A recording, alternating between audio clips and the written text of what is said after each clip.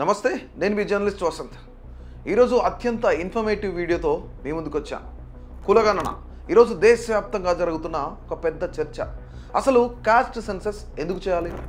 జనాభా నిష్పత్తి ప్రకారం దేశంలోని సహజ వనరులను అలాగే కులాల వారీగా వారి జనాభాను బట్టి వారికి రావాల్సిన రాజ్యాంగబద్ధంగా రావాల్సిన రిజర్వేషన్ ఏదైతుందో వాటిని ఉపయోగించుకోవడానికి కాస్ట్ సెన్సస్ అనేది ఉపయోగపడుతుంది. కులగణన అనేది సిస్టమాటిక్ డేటా కలెక్షన్ అంటారు.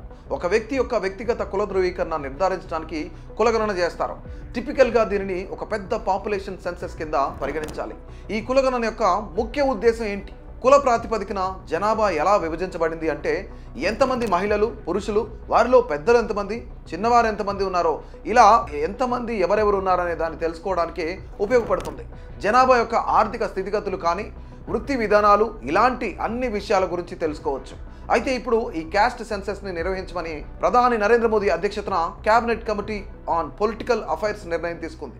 అయితే ఇప్పటి వరకు కులగణన అనేది దేశంలో మొట్టమొదటిసారిగా 1931లో జరిగింది.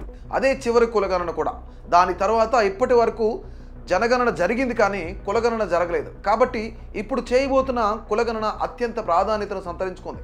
దీనిని 2026 ఎన్నికలకు ముందు బీజేపీ ఒక పొలిటికల్ స్ట్రాటజీగా వాడుకునే అవకాశం ఉందని అంటున్నారు. ఒక్కసారి ఈ కులగణన చరిత్ర ఏంటో చూద్దాం. బ్రిటిష్ కాలంలో మొట్టమొదటిసారిగా 1881లో కులాల ప్రాతిపదిక మీద డేటాను సేకరించారు.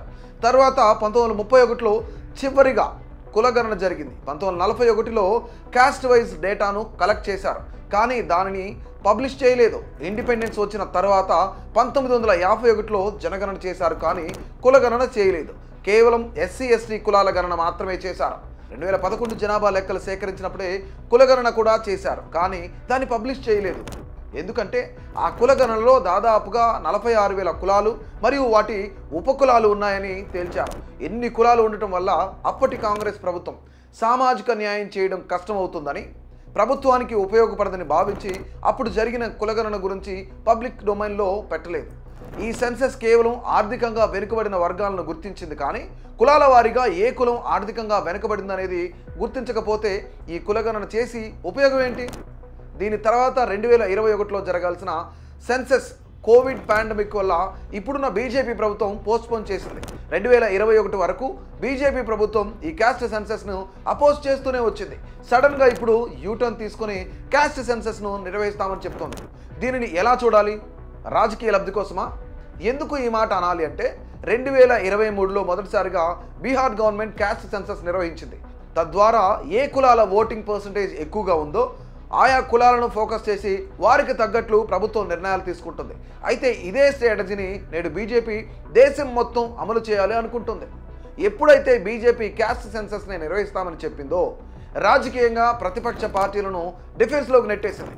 అలాగే దేశంలో అత్యధిక జనాభా ఉన్న ఓబీసీ ఓటర్లపైన ఫోకస్ చేసిందని అనుకోవచ్చు. ఈ కాస్ట్ డేటా అనేది అత్యంత ముఖ్యమైనది. ఎందుకంటే దాని ద్వారా ఒక సైంటిఫిక్ మెథడ్లో ప్రభుత్వాలు policy making, reservation, education, welfare మరియు ఇలా చాలా రంగాల్లో సైంటిఫిక్గా నిర్ణయాలు తీసుకోవడానికి ఉపయోగపడుతుంది.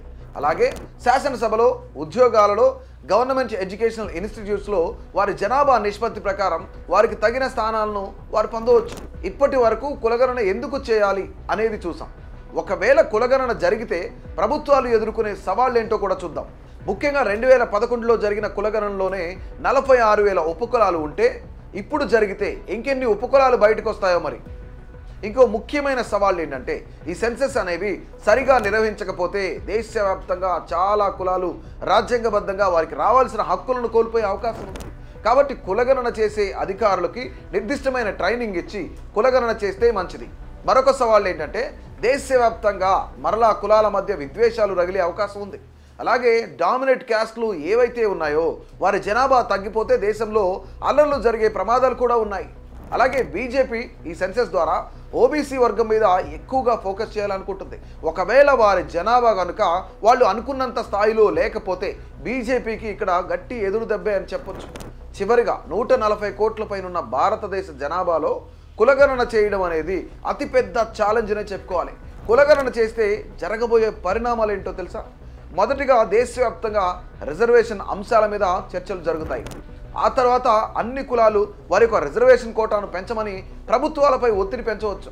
అలాగే సుప్రీంకోర్టు ఇంద్ర సహాని తీర్పులో చెప్పిన 50% రిజర్వేషన్ దాటకూడదు అనే నిబంధనను తీసేసే అవకాశం కూడా ఉంది.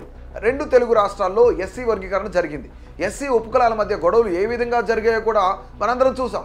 దేశవ్యాప్తంగా ఓబీసీ ఉపకులాల మధ్య కూడా గొడవలు జరిగే అవకాశం ఉంది.